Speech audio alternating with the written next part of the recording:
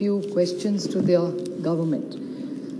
I'm slightly confused with the government's stance, sir, because the first speaker of the government of the BJP, which also is the lead party, which is leading the NDA government. I don't know how many members of India are left anymore, but जो भी बचा है अभी 2-3 जो भी बचे हैं, तो उन्होंने उनके जो बीजेपी के लीड बोले, उन्होंने ऐसा कहा कि जो सेंसस 2011 में हुआ था वो हमारी सरकार जब यूपीए की सरकार थी तो वो डेटा दिया नहीं, लेकिन अब वो डेटा देंगे, वो एम्पेरिकल डेटा, ऐसे बीजेपी के लीड स्पीकर ने कहा. So I thank the honourable minister and the BJP for sharing this data, which is very, very critical for us. So I would like you to reconfirm it because आपके खिलाफ हमारे राज्य का एक बड़ा case चल रहा है, तो आपके भी पैसे बचेंगे, मेरे सरकार के भी बचेंगे. कोविड में काफ़ी खर्चा हो गया दोनों सरकारों का, तो अगर आपकी बीजेपी के स्पीकर शायद है नहीं अभी, लेकिन उन्होंने वो जो क्लैरिफिकेशन आपके कंफर्म कर दिया, तो आपलं ओबीसीचं जे चाललं आहे, भुजबळ साहब तो बहुत खुश हो जाएंगे. इम्पीरियल डेटा की कितनी मांग कितने दिनों से कर रहे हैं, उसके कारण जो डेटा आपने दिया नहीं, उसके कारण इस देश में महाराष्ट्र की मैं आपको गिनती कराऊँ 56,000 जो पंचायत में चुन के आए लोग, वो उनको बहुत दिक्कत हो गई. और इस देश के 9 लाख ओबीसी लोग जो पंचायत में चुन के आए हैं वो दिक्कत में आ गए. तो अगर आप जो डेटा हम लोग मांग रहे थे, तो आपकी स्पीकर जो हमारी महिला यूपी से बोल रही थी, उन्होंने क्लैरिफिकेशन दे दिया है, लेकिन भूपेंद्र जी के भाषण में वो नहीं आया. तो मुझे थोड़ा सा कन्फ्यूजन हो गया है मन में कि द्विधा मनस्थिति होगी कि गवर्नमेंट कुछ सोच रहा है, बीजेपी कुछ सोच रही है. तो आप एक पूरा थोड़ा सा मेरा इन माई लिटिल अंडरस्टैंडिंग मेरा थोड़ा सा कन्फ्यूजन हो गया. तो अगर प्लीज़ आप वीरेंद्र जी बहुत सीरियस और मंत्री है, अगर क्लैरिफिकेशन दे दे तो हमारा और आपका दोनों का पैसा बच जाएगा, और ओबीसी का जो भी थोड़ा सा दिक्कत पंचायत रथ आज में आ जाएगा वो मामला ही खत्म हो जाएगा, सबकी भले भले है, तो अच्छा हो जाएगा. So this is one clear clarification I want from the government. Second, जो सब ने कहा वह मैं रिपीट नहीं करूँगी, आप सबको पता है कि महाराष्ट्र की सरकार हमारे मुख्यमंत्री माननीय उद्धव जी, अजीत पवार जी और अशोक चौहान जी माननीय प्रधानमंत्री जी को मिले थे, और उन्होंने ये कॉन्स्टिट्यूशन अमेंडमेंट का रिक्वेस्ट किया था. आपने वो मान लिया, उसके लिए आपकी सबकी और माननीय प्रधानमंत्री जी के मैं आभारी हूँ. और 50% का जो दिक्कत है वो हम सबको पता है, इंदिरा साहनी जजमेंट वाली, तो आप उसमें भी अगर जल्द से जल्द कुछ निर्णय ले लिया और हमारे साथ हमारे राज्य के साथ अगर खड़े रहे, तो ये मामला जल्द से जल्द ख़त्म होगा. ये मेरी रिक्वेस्ट माननीय प्रधानमंत्री जी से रहेगी.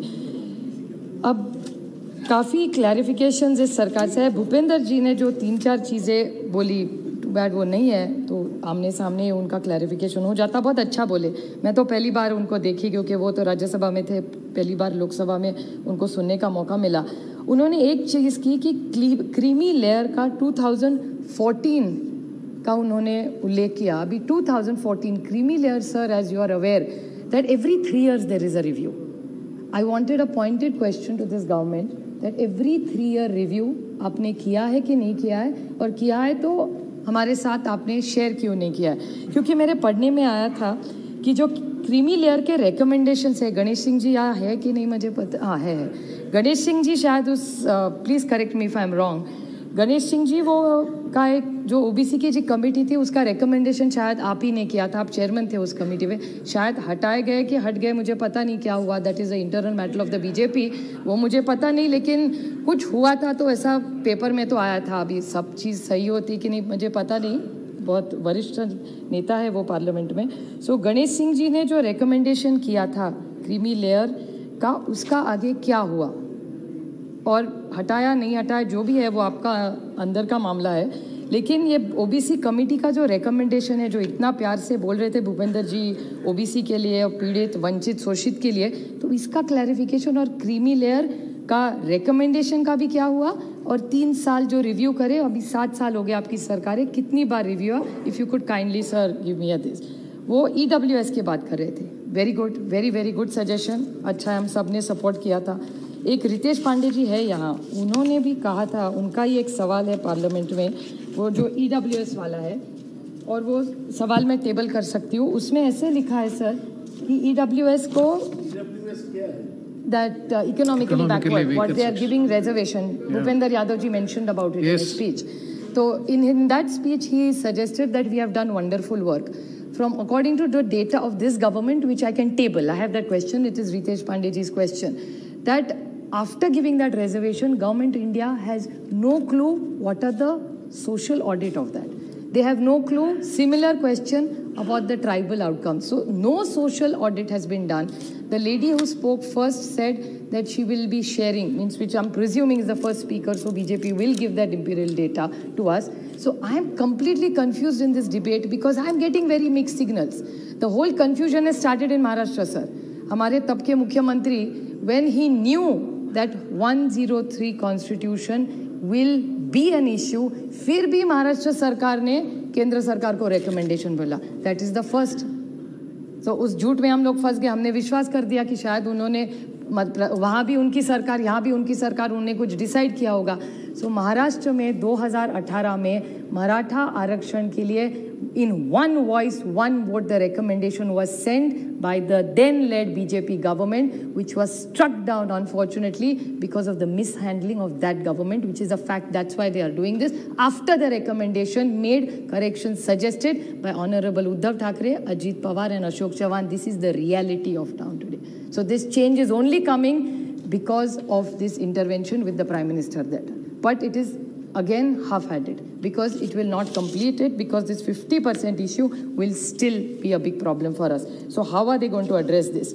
Another question which he talked about, which Bhupender ji ne bahut acha bol rahe the wo, he has made some other, he was talking about the intent. He says legislative intent. Intent to sabhi ka acha hai. Nobody is challenging anybody's intent here.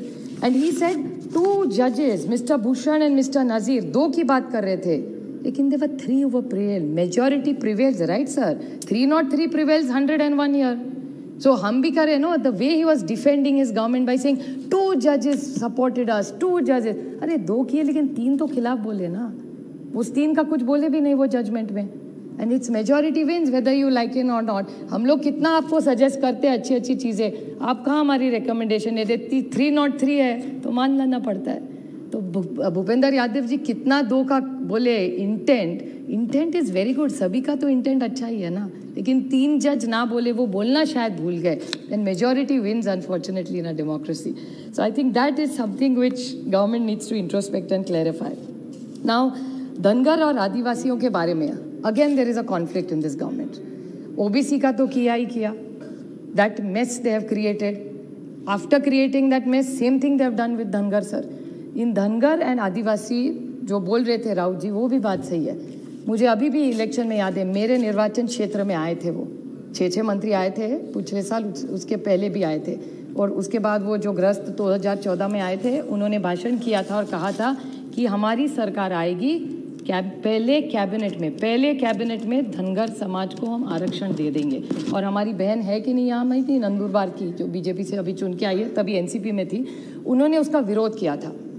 So this is again little confusion. See, I am so confused with this U-turn sarkar. So I am really is under utter confusion. I am very confused, sir, because in their own party there are 2 views. Their chief minister is saying, who was the then chief minister, that in first cabinet Dhangar को आरक्षण दे देंगे. उसके साथ हर हफ्ते एक cabinet होती है, 5 साल का आप ही हिसाब करते. मेरे तो इतना गणित नहीं आता.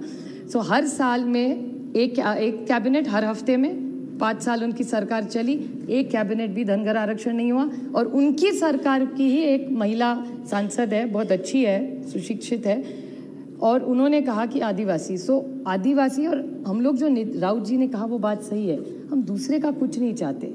हर एक का हक है.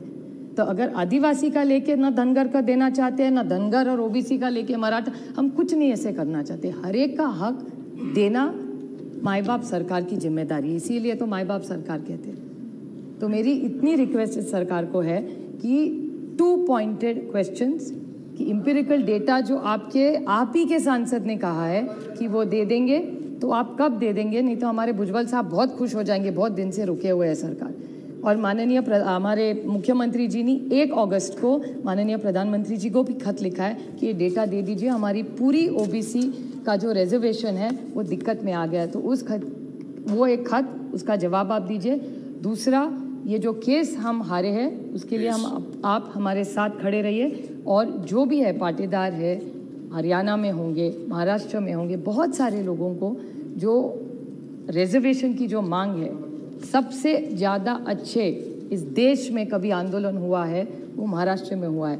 एक कचरा भी नहीं वहाँ पड़ता था, सब ने देखा है वो मराठा समाज के जो आंदोलन चले, बहुत अच्छे करे, और किसी नेता के भाषण नहीं थे, कोई पॉलिटिकल नहीं था, हर इनके भी पार्टी के लोग उसमें जाते थे, पीछे खड़े रहते थे।